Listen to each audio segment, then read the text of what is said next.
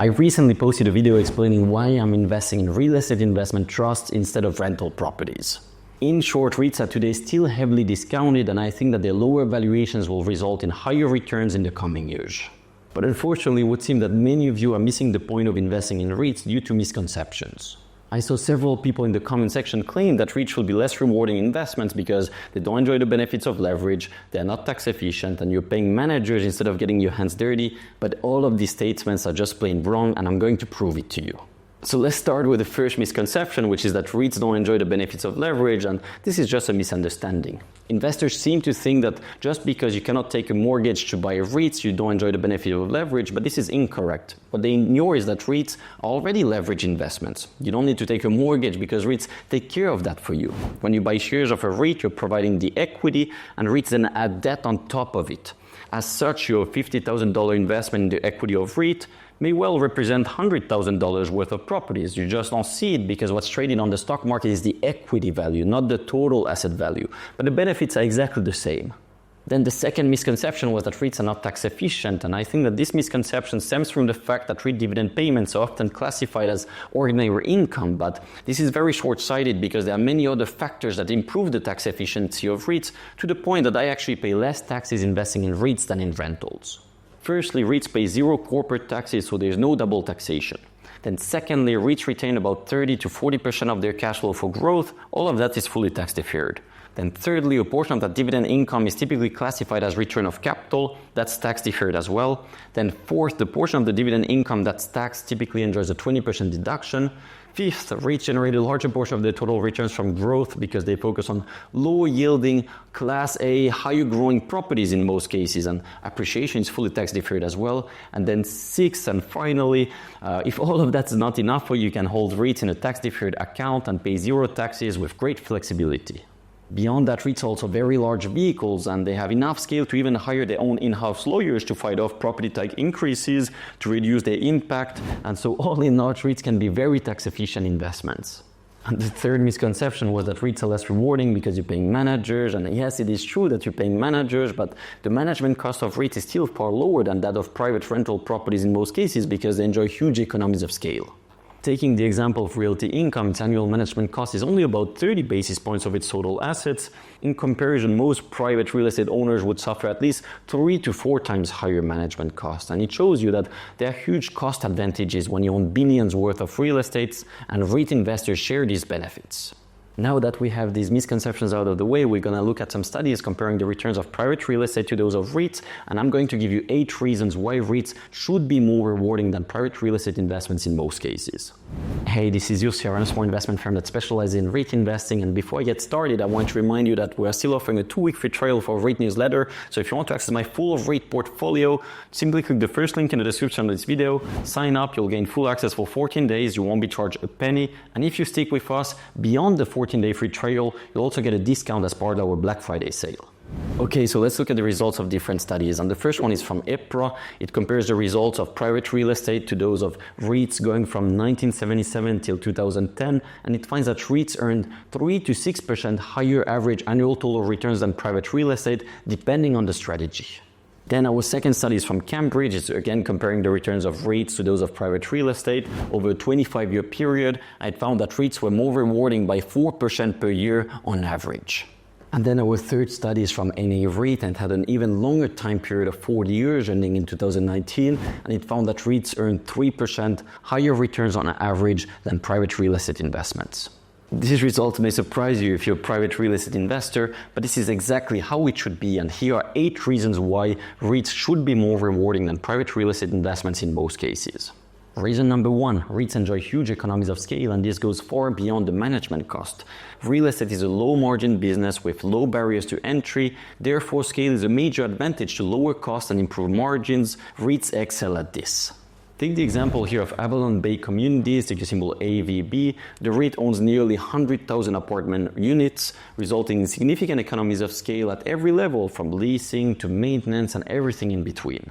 Let's assume here that Avalon Bay owns 500 apartment units in one specific market, and it strikes a deal with a local contractor to change 100 carpets each year. It will of course get a much better rate for each carpet than you could if you made a deal to change just one.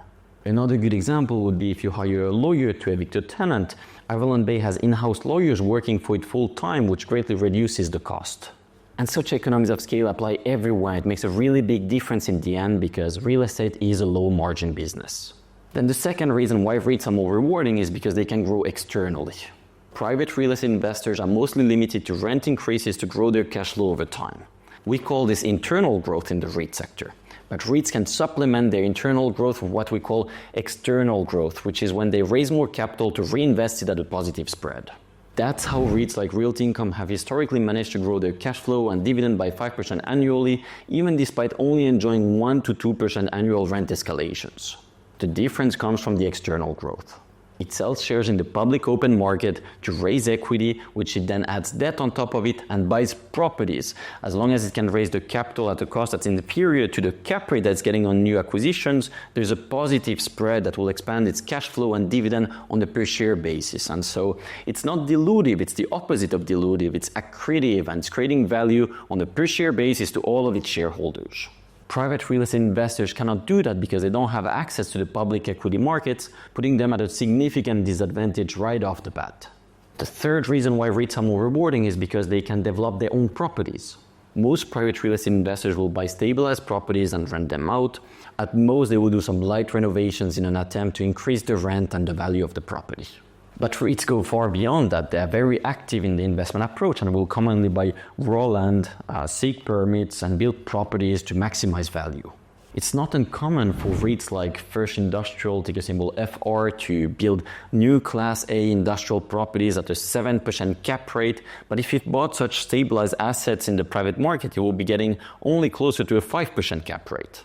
That puts it at a huge advantage. Not only is it earning a higher yield from newer properties, but it's also creating significant value by raising this capital and developing these assets. REITs can do that because of their large scale. They can afford to hire the best talent and have great relationships with city officials, tenants, and contractors. Then the fourth reason is that REITs can earn additional profits by monetizing their platforms. They will commonly earn additional profits by offering services to other investors, and you participate in these profits as a shareholder of the REIT. To give you an example, many REITs will manage capital for other institutional investors and earn asset management fees.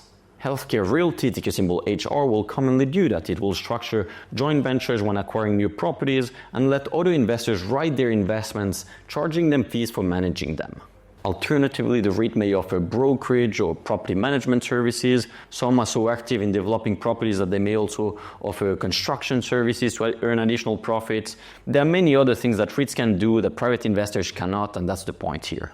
Hey, before I go into the fifth reason, can you please do me a huge favor and click the like button? That helps me a lot to keep producing this free content for you. Thanks so much in advance. So the fifth reason is that REITs enjoy stronger bargaining power with their tenants. REITs are large and well diversified, and this puts them in a stronger position when negotiating with their tenants. This is really key to earning stronger returns over time because it commonly allows REITs to achieve faster rent growth. If you only own one or a few properties, you will be reluctant to raise the rent out of fear that your tenant will move out. You're not well diversified, so vacancy will be very costly to you. However, REITs can enforce rent increases because they know that they will be just fine if the tenant moves away. It won't have a big impact on their bottom line because they're well diversified, and they also have the resources to quickly release the property at a minimal cost if needed. The sixth reason why REITs earn higher returns than private real estate is that they benefit from off-market deals on a much larger scale. Most often when private real estate investors buy a property, they will do so via the brokerage market, and these properties are advertised for sale, they are priced competitively, and you also end up paying high transaction costs in most cases. Again, the scale of REITs here gives them a major advantage as they will commonly skip the brokerage market and structure their own off-market deals. Some REITs like Essential Properties Realty Trust, which by the way is one of our largest holdings at High Yield Landlord. If you want to access our full portfolio, it's the first link in the description. Essential Properties Realty Trust has its own team that's just doing cold outreach to property owners to offer them to buy their properties. And they will then structure their own leases with landlord-friendly terms, typically close the deal at higher cap rates than they could in the private market with higher lease escalations, longer lease terms, less landlord responsibilities. And so by being able to transact off-market, they're able to create more value for themselves.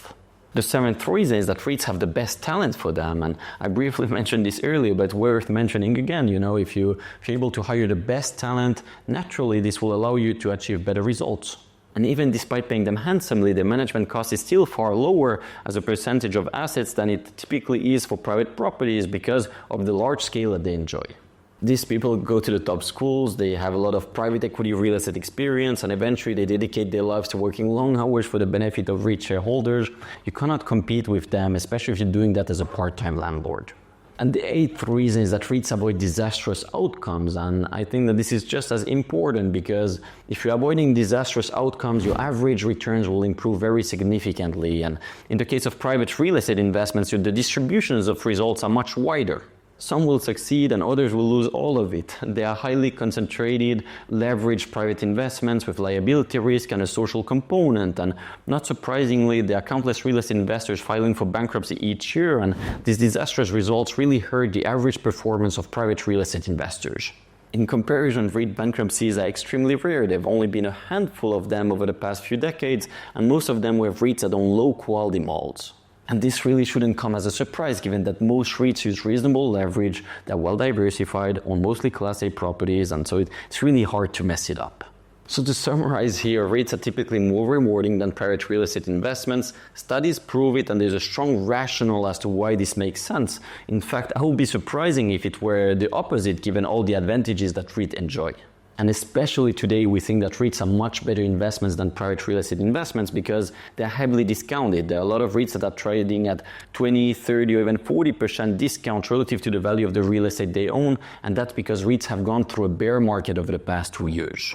On top of that, by buying REITs instead of private real estate, investors today can enjoy lower interest rates because REITs in many cases have locked their interest rates for many years to come. To give you an example, NAREIT has an average remaining debt term of 12 years and its average interest rate is about 4%.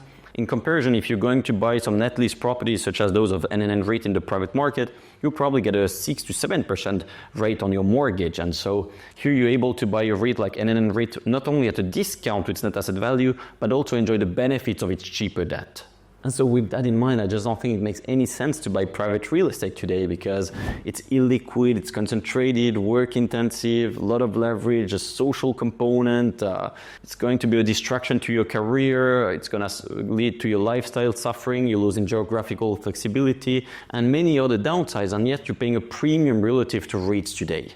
This explains why even big private equity players like Blackstone now are accumulating REITs very aggressively and regularly talking about the opportunity in the REIT sector in their conference calls. Over the past few years, they deployed tens of billions in the REIT market, and we are doing the same at Higher Landlord, just on a much smaller scale. And if you want to access my full REIT portfolio, you can do so by joining us for a 2-week free trial. It will be the first link in the description of this video. Once more, I greatly appreciate your support. If you could please click the like button, that will help me a lot to keep on growing. Thanks so much. See you at my next one. Bye-bye.